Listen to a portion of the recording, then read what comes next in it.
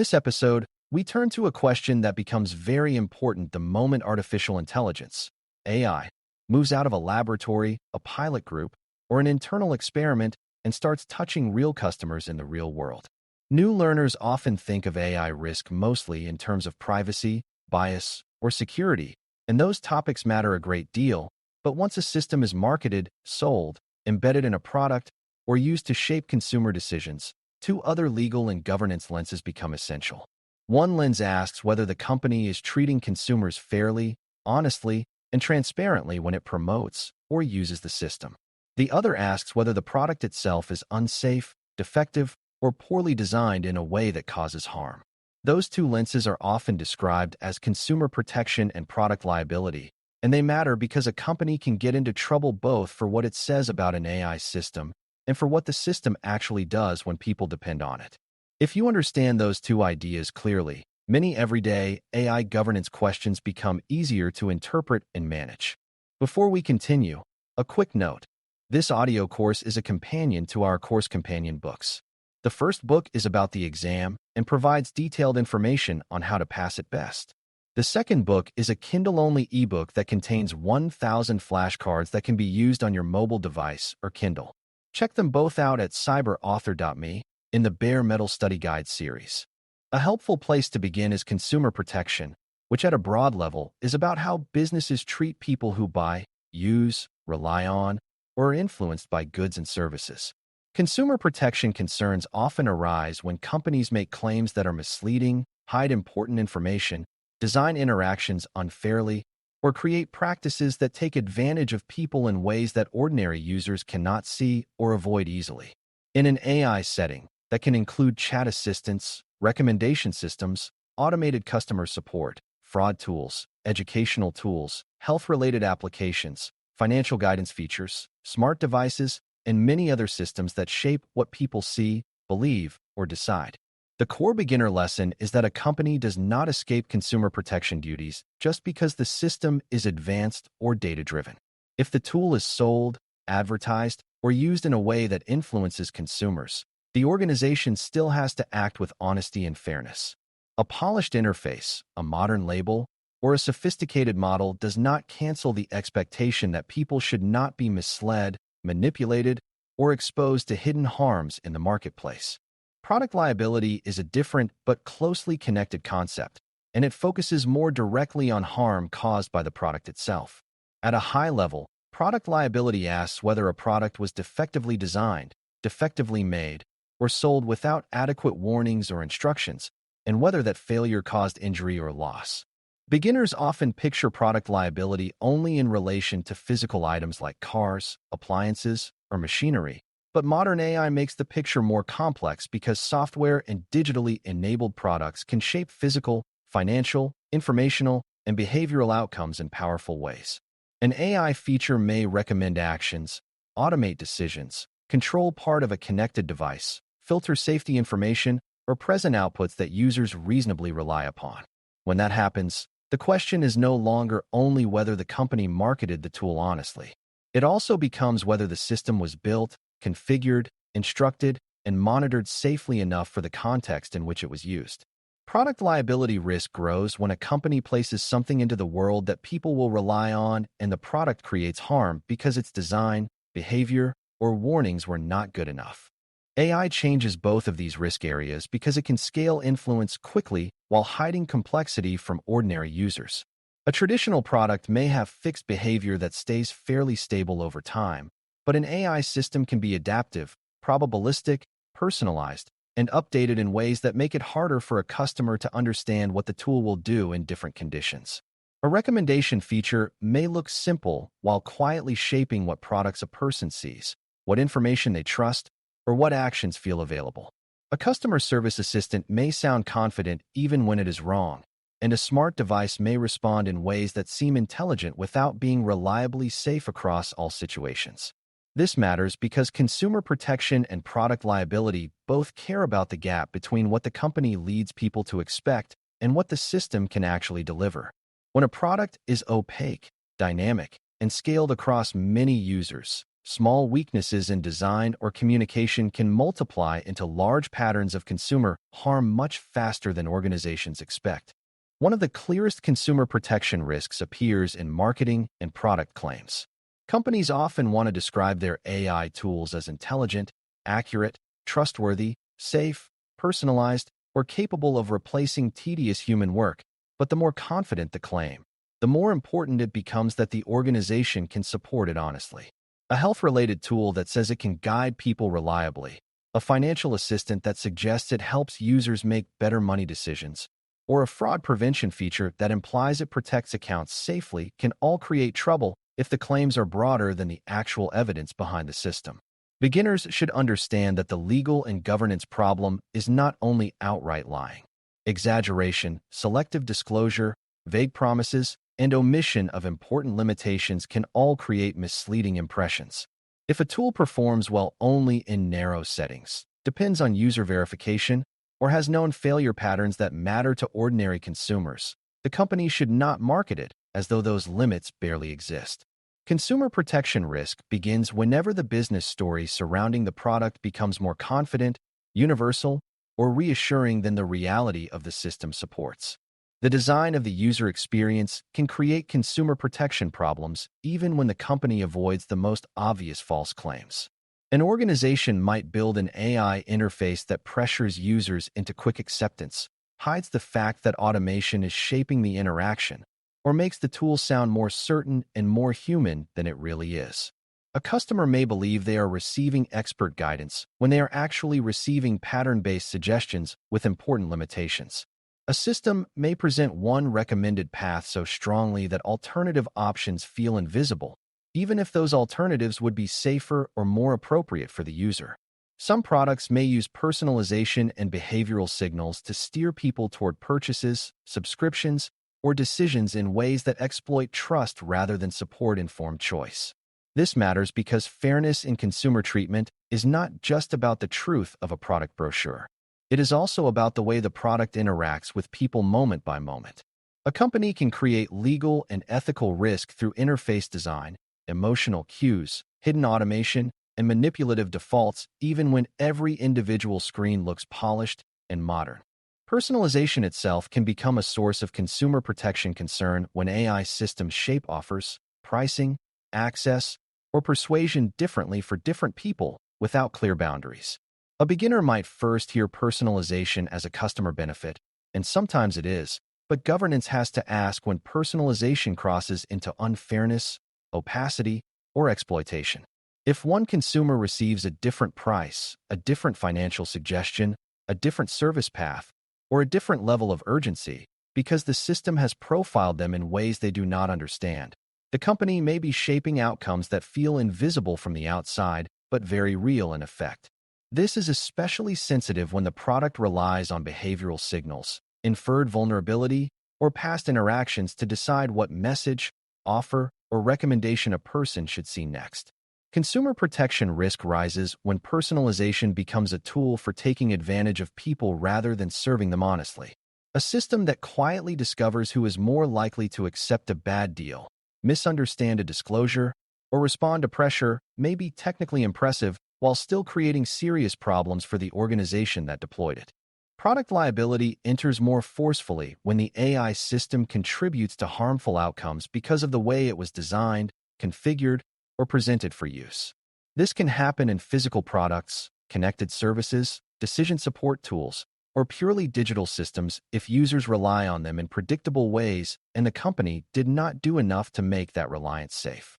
A home device may interpret commands poorly in a setting where failure creates danger. A diagnostic or advisory tool may present flawed guidance in a way that encourages overtrust. A code assistant may produce insecure or unstable output that a company deploys too casually into important systems. An automated fraud or account tool may make serious mistakes that cut people off from essential services without adequate checks or recovery paths. The core idea is that harm can arise not only because users behaved recklessly, but because the product invited reliance without sufficient design safeguards, testing, warnings, or boundaries. When a company can foresee that people will use the system a certain way, It has to think seriously about whether the design helps prevent harm or quietly increases it. Warnings and instructions therefore matter a great deal, but beginners should understand that warnings are not a magic shield. A company cannot build an unsafe or poorly understood AI product, add a weak disclaimer at the end, and assume the problem is solved. Warnings have to be meaningful, timely, and match to how ordinary users actually behave rather than how the company wishes they would behave. If a system is likely to sound authoritative, then the product design should not rely entirely on a buried note telling users not to trust it too much. If a tool should never be used for certain high-stakes purposes, that boundary should be built into the workflow as much as possible rather than mentioned once and then ignored by the interface. Product liability thinking pushes organizations to ask whether they anticipated foreseeable misuse, foreseeable over-reliance, and foreseeable confusion. If many users predictably misunderstand the product, that misunderstanding may reflect a design or instruction failure rather than merely a consumer mistake. Good governance treats warnings as one layer of safety, not as a substitute for safer architecture and better product decisions. Human oversight is often presented as the answer to AI risk, but in this context it helps only when it is real. A company may say that an employee reviews important outputs before action is taken, yet that review may be rushed, underinformed, or so dependent on the system's framing that it functions more like approval than like independent judgment. If an AI product influences account decisions, claim handling, safety alerts, customer disputes, or important recommendations, the organization needs to ask whether the human reviewer can actually catch errors, override the system, and explain the result. A human being who merely clicks accept on what the model suggests may not do much to reduce consumer protection risk or product liability risk if the whole workflow was built to encourage passive trust. This matters because businesses often overestimate the protection created by a nominal human step. Meaningful oversight requires authority, time, training, context, and a product design that supports challenge rather than blind reliance. Without those elements, the company may still be responsible for the harm, even though a person's name appears somewhere in the process. AI products also create special risk because they can change after deployment.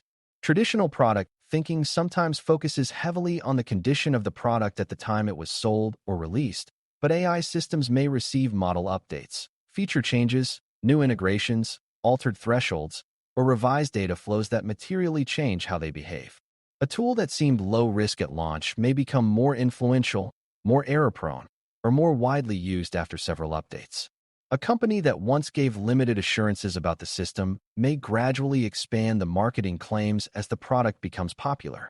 This means organizations should not treat consumer protection and product liability as one-time clearance exercises before release.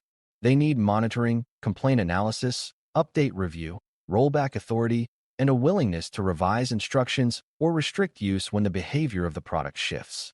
The responsibility does not end when the product enters the market.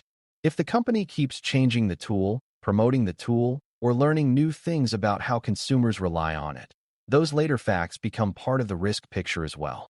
Third-party tools make this even more complicated because many companies deploy AI systems they did not build from scratch. A vendor may supply the core model, another provider may host the service, and the customer-facing company may configure the workflow and present the result under its own brand. In those situations, businesses sometimes assume responsibility is spread so widely that no one party needs to think deeply enough about consumer harm. That is a dangerous assumption. The company facing the consumer still has to ask whether the product is suitable for the intended use, whether the vendor's claims were tested rather than merely repeated, and whether the final experience created by the integration is fair and safe. Contracts, assessments, technical testing, and internal review all matter because the customer will often judge the product based on the company that offered it, not based on the hidden supply chain behind it. Good governance recognizes that outsourced technology does not mean outsourced accountability. If a business chooses to put an AI-powered product in front of consumers, it needs to own the questions of risk, warning, fit, and remedy even when part of the system came from elsewhere. Complaints, incident patterns, and ordinary customer friction are especially important signals in this area because they often reveal harm before leadership fully understands what is happening. A single complaint may be a misunderstanding, but repeated complaints about confusing outputs, wrongful account actions, unsafe advice, biased treatment, unexplained denials, or hard-to-correct errors can indicate a deeper product or consumer treatment problem. Organizations should not dismiss these signs just because the technical team believes the model performs well on average. Consumer protection and product liability both care about how products behave in the real world, and real-world behavior includes edge cases, fragile users, stressful situations, and predictable misuse. Complaint handling should therefore be tied to governance, not buried as a customer service issue alone. If users are repeatedly confused, misled, harmed, or unable to get effective correction, the company should ask whether the product design, marketing, oversight, or warning strategy is failing. In AI systems, complaints are not only signals of customer dissatisfaction. They are evidence about how people actually experience the product once it leaves the controlled environment of testing. Several common misconceptions can lead organizations in the wrong direction here.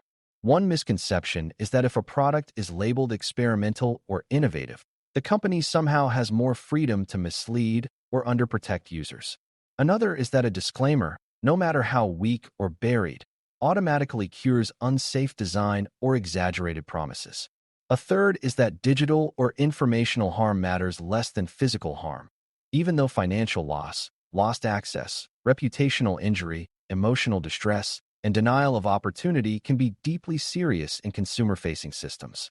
Yet another misconception is that sophisticated users do not need meaningful explanation or protection because they chose to interact with advanced technology. Good governance rejects all of those shortcuts. It starts from the understanding that once a company invites people to rely on AI in a marketplace setting, it takes on duties tied to fairness, truthfulness, safety, and responsible design. Advanced technology may change the form of the risk, but it does not erase the business's obligation to think about how ordinary people will actually experience the product. As you finish this lesson, keep one practical framework in mind. Consumer protection focuses on how the company markets, presents, and uses the AI system in relation to people, asking whether consumers are being treated honestly, fairly, and transparently. Product liability focuses more on whether the product itself is defective, unsafe, insufficiently warned, or unreasonably dangerous when people rely on it in foreseeable ways. In real AI governance, these two ideas often meet in the same place because a company may overstate what the tool can do and also underdesign the product for safe use. That is why organizations need more than technical performance metrics. They need truthful claims, careful user experience design, meaningful oversight, update review, complaint analysis, and a willingness to narrow or stop a product that is causing harm.